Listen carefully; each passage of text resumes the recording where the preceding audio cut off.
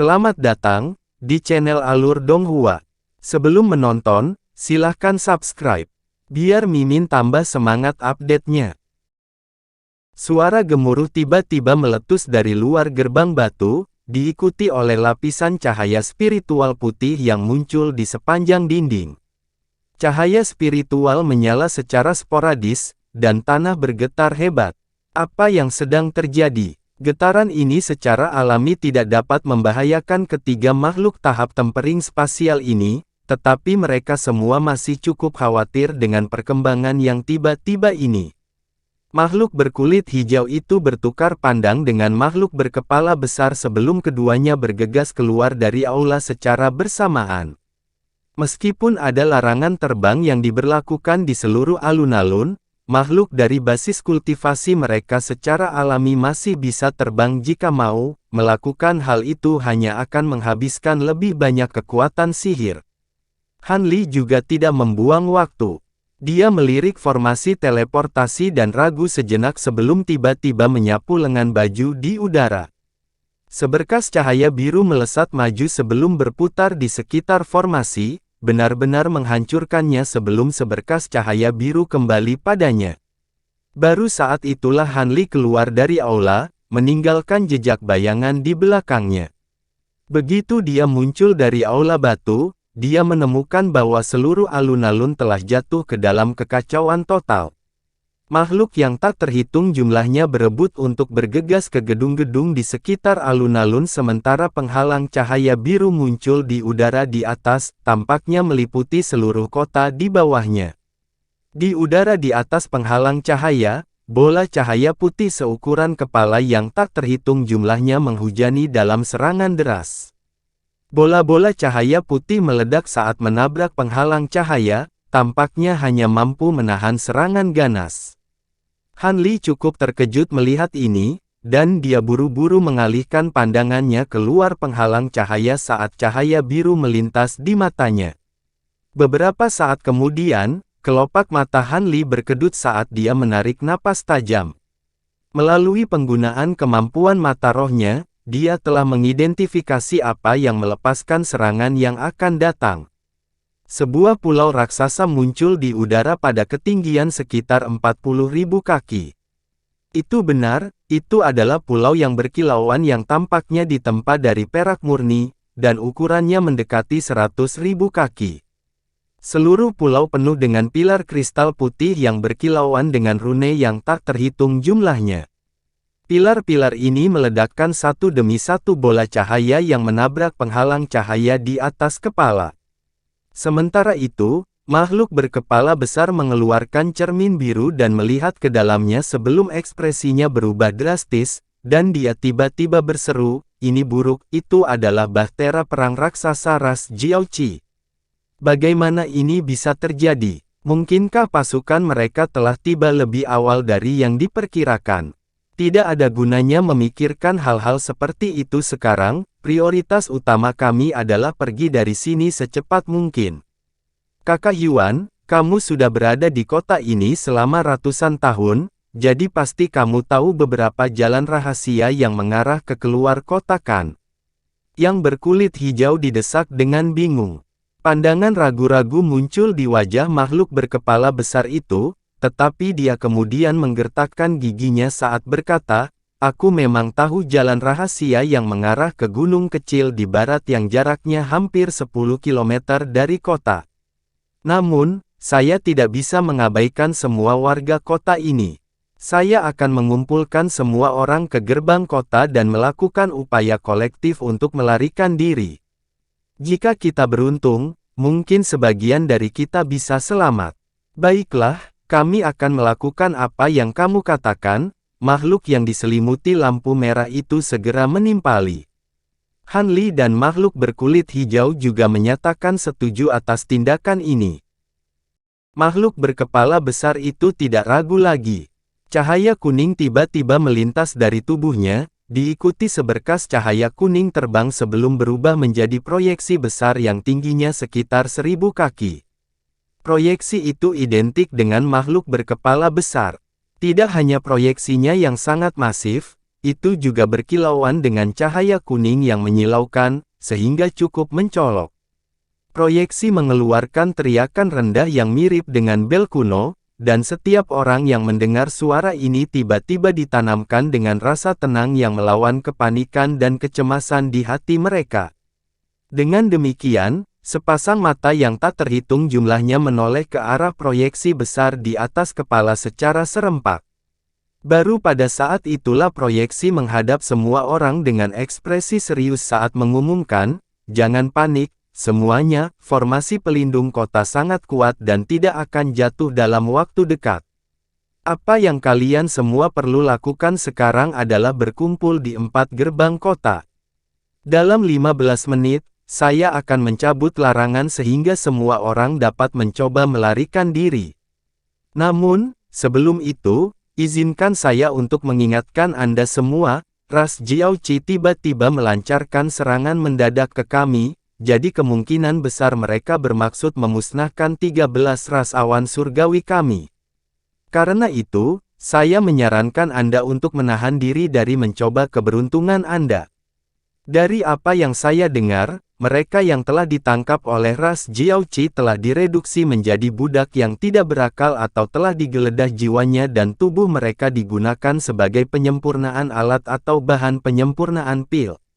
Semua makhluk di alun-alun saling memandang setelah mendengar ini, dan seseorang tiba-tiba mengeluarkan teriakan keras, diikuti oleh semua orang yang bubar dan bergegas menuju salah satu dari 4 gerbang kota. Dengan demikian, makhluk berkepala besar itu membuat segel tangan, dan proyeksi di udara di atas langsung menghilang.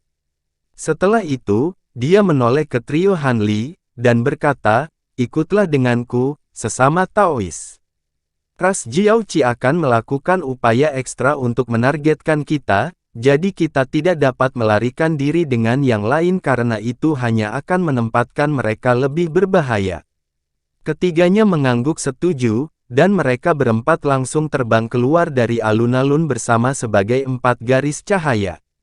Pada titik ini, penghalang cahaya biru di atas kepala telah sepenuhnya dibanjiri oleh cahaya putih dari ledakan bola cahaya. Penghalang mulai mengeluarkan suara mendengung rendah, yang merupakan indikasi bahwa formasi berada pada batasnya. Makhluk berkepala besar itu memandang ke langit dengan ekspresi pahit saat terbang di udara. "Apakah kamu masih enggan berpisah dengan kota ini, Kakak Yuan?" tanya makhluk yang diselimuti lampu merah. "Saya telah tinggal di sini di Green Light City selama lebih dari 1000 tahun, dan saya membuat semua batasan dan formasi di sini, jadi tentu saja saya tidak mau berpisah dengan semua ini." Makhluk berkepala besar itu menghela nafas. "Tidak perlu begitu tertekan, Brother Yuan. Ras Jiaoqi mungkin cukup kuat, tetapi jika 13 ras awan surgawi kita menggabungkan kekuatan, kita pasti bisa menandingi mereka. Mungkin kota ini akan pulih suatu hari nanti," terhibur makhluk yang diselimuti lampu merah. "Aku memang berharap begitu," desah kepala besar itu dengan senyum masam. "Kakak Yuan, bagaimana pasukan ras Jiaoqi bisa sampai ke sini begitu cepat? Bukankah pengintai kita melaporkan kembali bahwa masih butuh 2 hari lagi untuk sampai ke sini? Mungkinkah pasukan belum benar-benar tiba?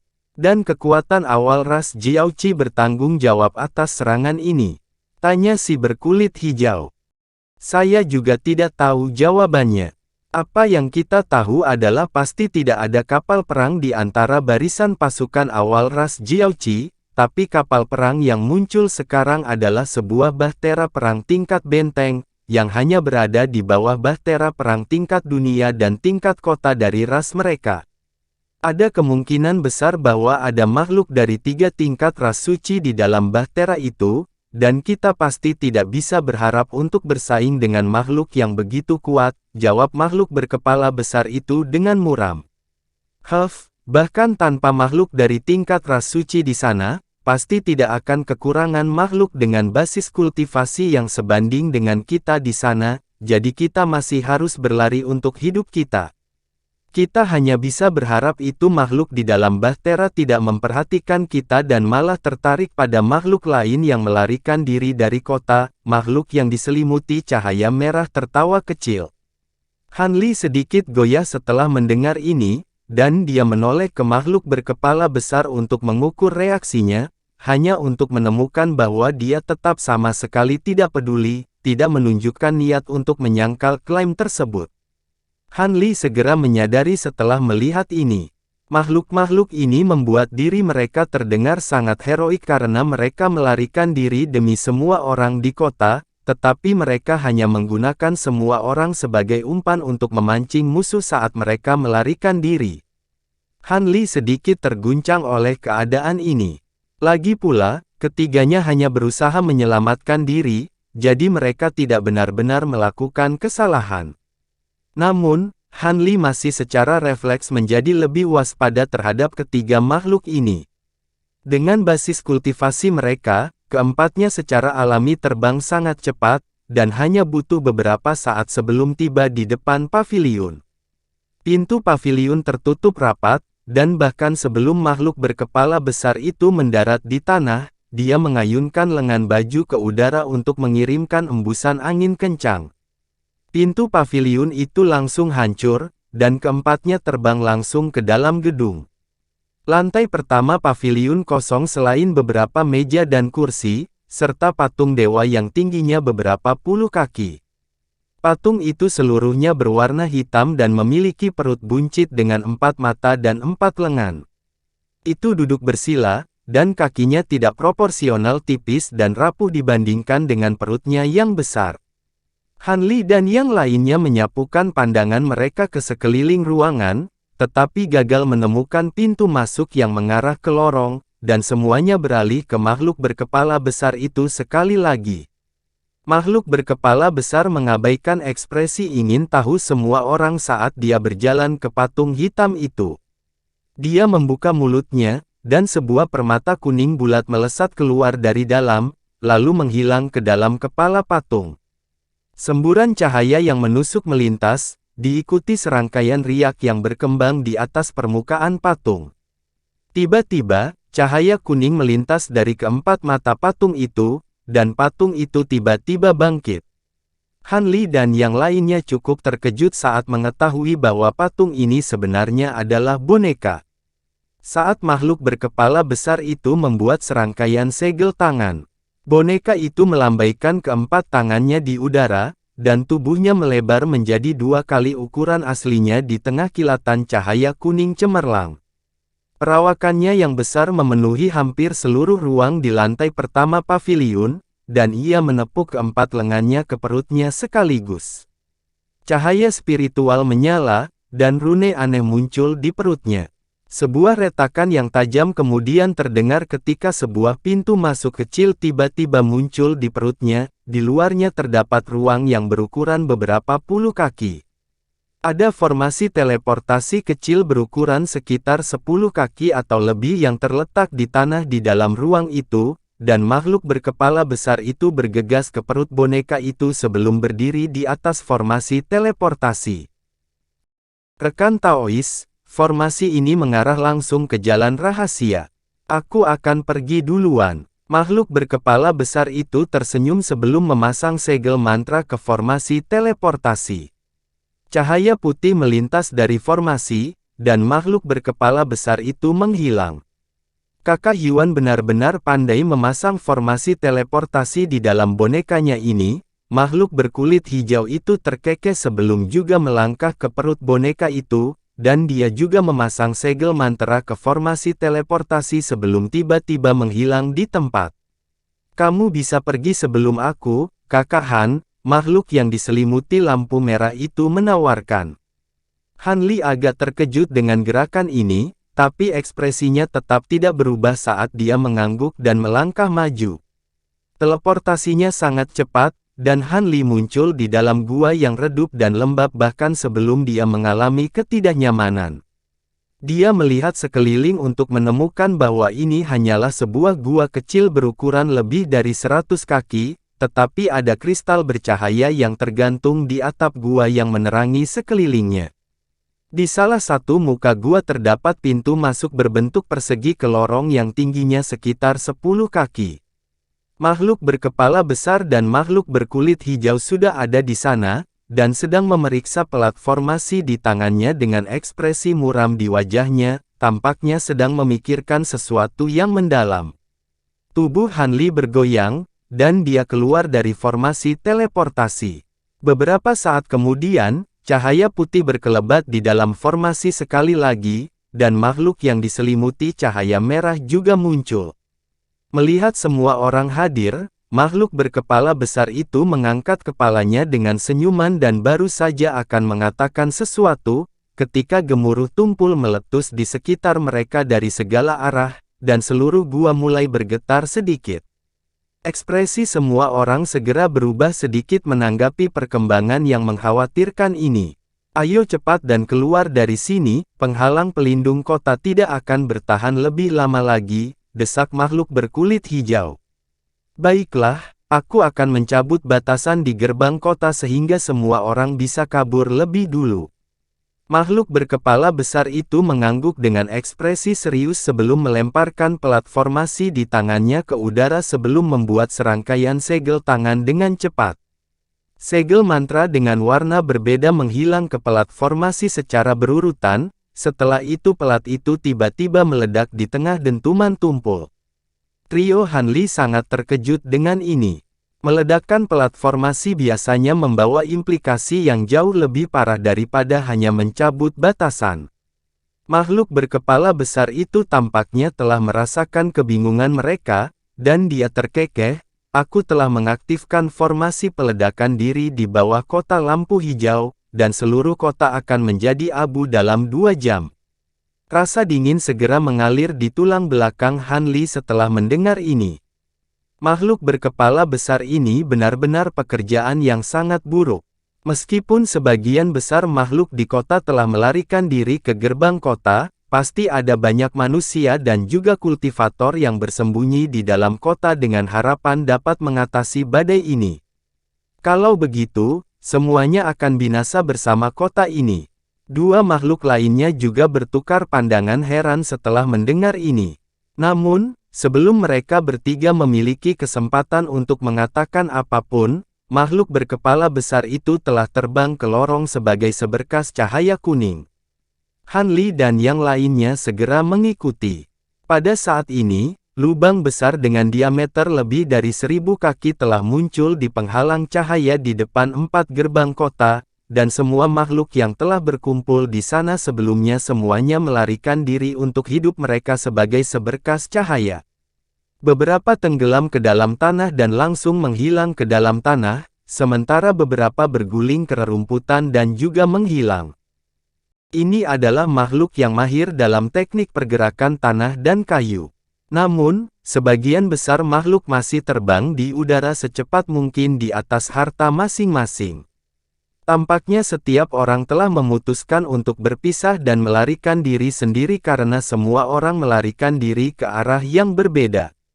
Pada saat ini, para petinggi ras Jiaoqi di Pulau Perak itu juga menyadari semua makhluk melarikan diri dari kota. Dengan demikian, cahaya perak segera melintas dari pulau raksasa itu, diikuti oleh elang putih berkepala 2 yang besar muncul.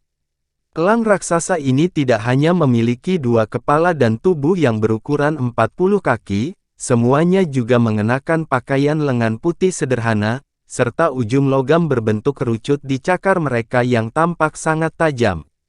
Ada lebih dari 1000 elang raksasa ini, dan begitu mereka terbang keluar dari Pulau Perak, mereka segera melebarkan sayapnya sebelum meluncur ke arah makhluk yang melarikan diri dari kota lampu hijau.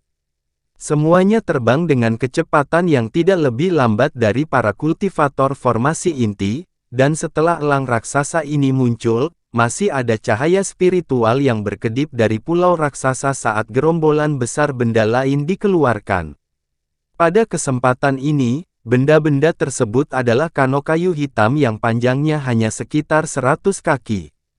Semua kano ini memiliki rune hitam yang diukir di atasnya, dan ada 3-5 prajurit lapis baja perak yang duduk di setiap kano. Lebih dari 100 kano hitam ini terbang sekaligus, dan meskipun sedikit lebih lambat dari elang raksasa, masih jauh lebih cepat daripada sebagian besar makhluk yang melarikan diri dari kota. Setelah melepaskan 2 gelombang pengejar itu, pulau raksasa itu terdiam sesaat. Namun, tidak lama setelah itu, rentetan raungan naga terdengar, dan 8 sosok besar terbang keluar dari pulau itu. Semua makhluk ini memiliki tubuh yang panjangnya beberapa ratus kaki, dan masing-masing memiliki sepasang sayap 5 warna. Mereka adalah binatang buas bersayap. Selain sayap yang semarak dan rona keemasan tubuh, sangat identik dengan Wim normal. Begitu keluar dari pulau, tubuh besar mereka bergoyang, dan menghilang. Detik berikutnya, Wim emas bersayap ini muncul sekitar 400 kaki jauhnya, terbang dengan kecepatan yang mencengangkan. Setelah 3 gelombang pengejar ini dilepaskan dari pulau raksasa satu persatu, semua makhluk yang melarikan diri menjadi panik saat melarikan diri dalam kegilaan buta. Meskipun ada puluhan ribu makhluk ini, sebagian besar memiliki basis kultivasi yang kurang bagus. Mereka yang memiliki basis kultivasi unggul telah melarikan diri hingga beberapa puluh kilometer jauhnya, sementara yang memiliki basis kultivasi paling rendah masih berjarak kurang dari 10 km dari kota. Selain itu, sebagian besar makhluk jatuh ke dalam kelompok terakhir, dan dikejar oleh elang raksasa berkepala 2 dalam sekejap mata. Semua elang raksasa ini menukik ke bawah, menyapu hembusan angin kencang di belakang mereka. Cakar berujung logam merobek pertahanan makhluk tingkat rendah ini dengan mudah, lalu mengiris tubuh mereka. Beberapa makhluk ini langsung tercabik-cabik sementara yang lain terlempar ke udara, lalu dipatuk sampai mati oleh elang raksasa yang menunggu di atas. Ada beberapa makhluk yang tidak mau menyerah tanpa perlawanan, dan banyak dari mereka bersatu untuk melepaskan harta atau melepaskan kemampuan mereka, menciptakan upaya kolektif untuk mencoba dan menangkal elang yang datang. Namun, makhluk ini terlalu lemah, dan baju zirah putih yang dikenakan oleh elang raksasa memiliki sifat pertahanan yang luar biasa. Dengan demikian, hanya selusin lebih elang yang ditebang oleh serangan ini, dan kebanyakan jatuh yang kebetulan menyerang daerah vital yang mengintip melalui celah di antara baju besi. Sisa serangan semuanya disingkirkan dengan mudah.